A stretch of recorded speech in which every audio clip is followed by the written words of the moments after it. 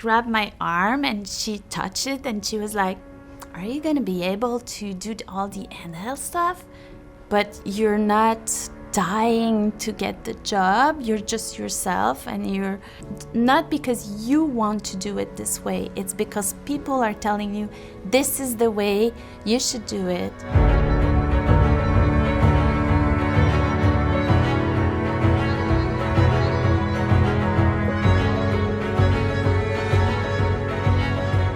So I'm Claudine Sauvé, I'm from Montreal.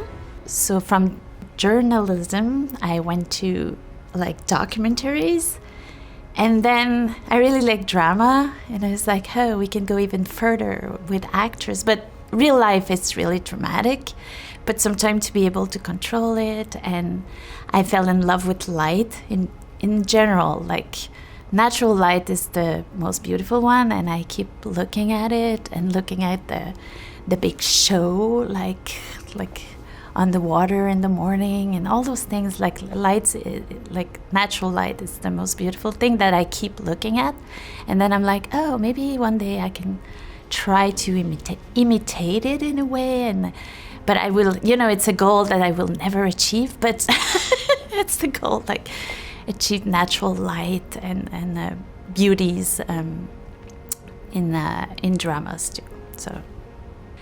So yeah, and there was not a lot of women around in my job at the time. So yeah, I remember one producer before I shot my first TV series, and it was really a handheld show, and I was replacing this tall guy, 6 foot tall, really strong. He was holding the camera, Jérôme Sabourin, very good cinematographer, holding the camera with one hand and pulling focus. And so when I came on set, I remember this producer who was shorter than me. She just grabbed my arm and she touched it and she was like, are you gonna be able to do all the handheld stuff?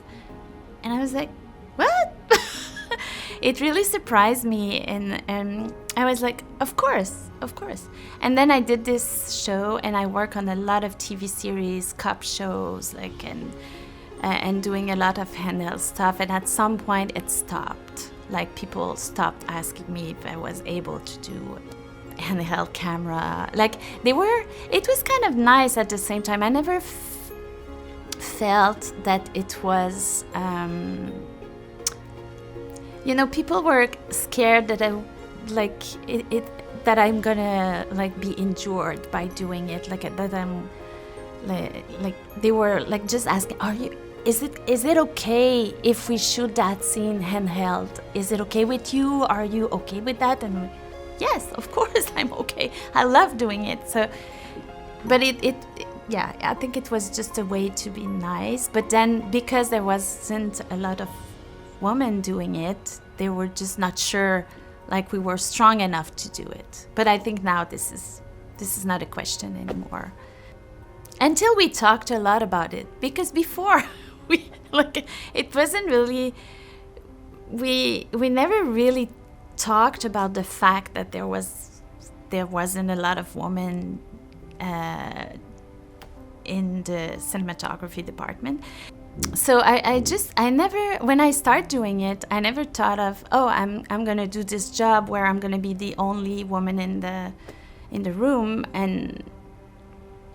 But of course, also as a cinematographer, you're the only one on set most of the time. So you're the only one, and that's it. So you're not, I'm the only woman. So I'm just there and I'm doing my job. And people who didn't hire me because I was a woman, I always say that, I don't know. There must be some, but they never call me to let me know, we won't hire you because you're a woman. And I was, I think, very lucky because I found a lot of very talented collaborators. I worked with on many projects because I remember at the time for the directors, also the female director, there was a lot of, we're going to shoot a girl movie with that team of women. And I was kind of when that expression was coming to me, I was like, we're not shooting a girl movie because women are shooting it. But when you're working on very different kind of projects, and so it's not a question anymore. You're there because you're the best to do it, and that's it. So no, I never, and I didn't have this kind of struggle to find jobs and feel that because I was a woman I couldn't get in those jobs. But then we start, but the thing I remember is that a lot of people at the time when I was on set, and I had those reactions from, let's say, key grips. You're going on set and you're like, "Hi, I'm Claudine," and they're like, "Oh, you're the makeup artist?" And I'm like, "No, I'm your boss. I'm your DP. We're gonna work together." "Oh, okay." And that was kind of fun too. It was just funny. And they were like, "Oh, it's the first time I'm working with a woman." And you're like, "Oh, great." And that's it. But it was often like that, kind of a surprise. And also, but they were like, "Oh, that's cool." That's it. It was really rare that it was something negative. I cannot feel stalked because it's probably coming from I have always I always want to do things, so it's impossible for me to get bored or to feel stuck, because I'm always like, oh, if I'm not doing this, I'm going to do this, and then I'm going to have time to do that. So even when I'm losing, let's say I'm doing an interview and it's not working, someone else will shoot it, I'm like, okay, good. So I have 2 months to work on my personal project and to do this and this and this. So it's not, I'm not disappointed. I can be disappointed for a few minutes or an hour, let's say. But then it's like, okay, if I'm not doing this, this is what I'm going to do. I think, yeah, and I don't want to say this is the way to do it. I don't like that. And it's not, and I usually say in life, and you pretend not to really want the job, that it's not going to work. You need to be yourself again and just enjoy. Like I said, if you enjoy talking with these people, but you're not dying to get the job, you're just yourself, and it's the best way to do it. So you don't look desperate. You don't look. But for that, you need to not be desperate for real. So this is really a way of being or living your life. Just not be desperate to get the job. But I can. This is difficult to.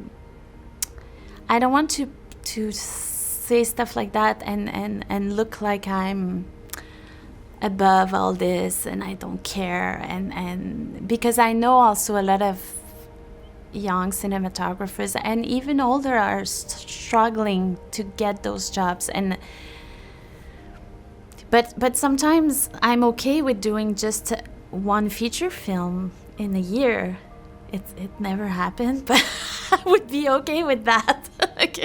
Just to do one project and then enjoy life for a while and do another one, and I'm okay with that. So it depends what is your mindset in life in general also. If you have a good agent, they understand what you want to do, what you're good at, also what kind of projects you're really good at, and they don't impose you stuff. They don't force you to say yes to jobs that you're not the right person for the job. So this is you need to develop this complicity. Can we say that? Complicité. So but I don't know. I thought before, all this experience wasn't, no one care about your experience and what you've done before, because they just want, because one agent told me that at some point, someone I met, in your portfolio, you don't have any movies with star and a blockbuster or something that we can sell. So until you move to LA and you get this movie with a star, I don't think we can do anything for you. And I remember because I met her in Paris and I was like in my bed after in my little room, like ma chambre de bonne. I was like, this is not really how I want to do things. And this must not be the only way. But that's the way a lot of people will tell you. And that's the problem in this industry. Sometimes you're doing things just because, not because you want to do it this way. It's because people are telling you this is the way you should do it to have success and have a career. But I think there's many, many ways to have a very interesting and different career. To don't listen to the rules. Like they're kind of rules about what you should do to have a career and have a successful career. And also what kind of personality you should have on set, let's say, to be a real leader, or like do it your own way.